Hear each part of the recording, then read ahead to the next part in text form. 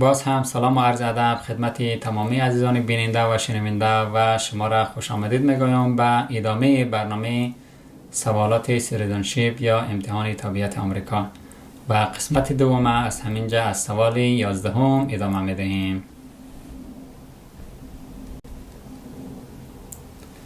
سوال 11. What is the economic system in the United States?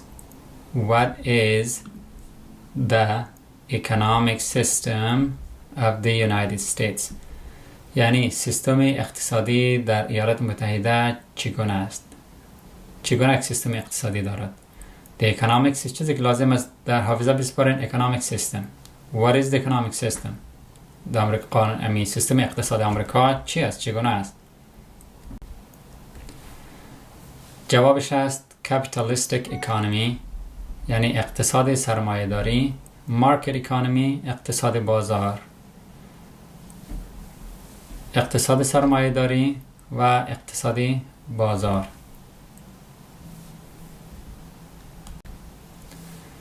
سوال 12. What is the rule of law? What is the rule of law؟ یعنی حاکمیت قانون چیست؟ حاکمیت قانون چیست؟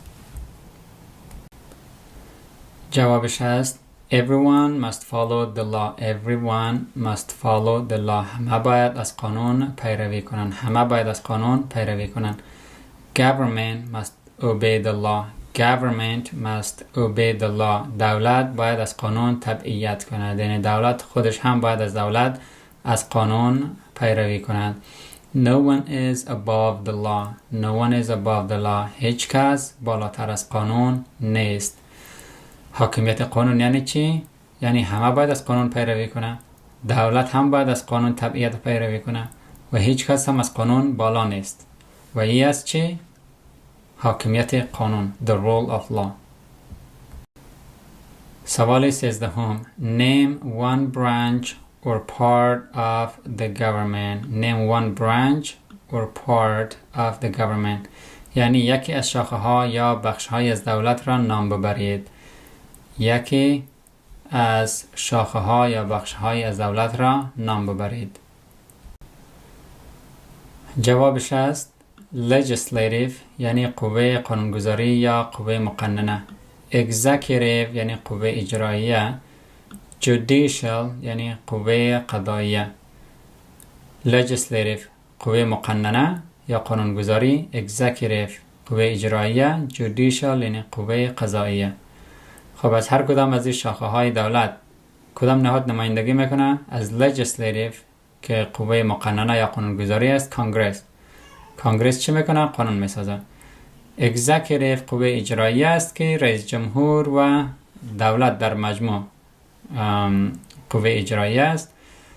و judicial یعنی قوه قضاییه کدام نهاد نمایندگی میکنه؟ court دادگاه ها مربوط به کدام شاخه از دولت است؟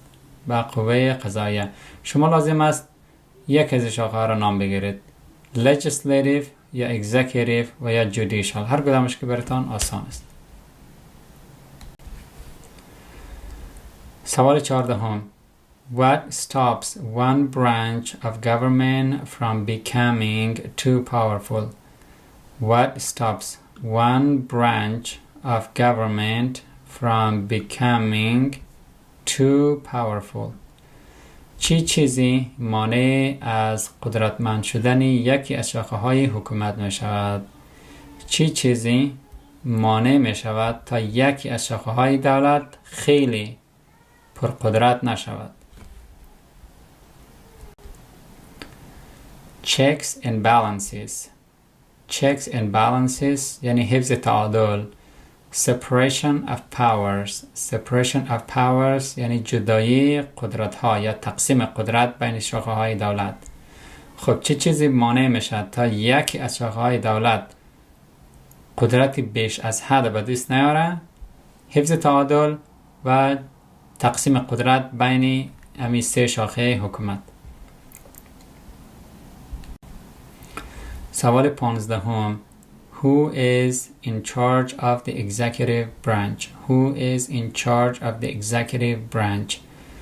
چه کسی مسئول قوه مجریه است؟ چه کسی مسئول قوه مجریه است؟ ما در سوال قبلی گفتیم که حکومت از سه شاخه تشکیل شده: قوه قضاییه، قوه مقننه و قوه اجراییه است. و در این سوال میپرسه که مسئول قوه مجریه کی است؟ جوابش است the president. رئیس جمهور رهبری قوه مجریه را بر عهده دارد و مسئول اجرای قوانین است.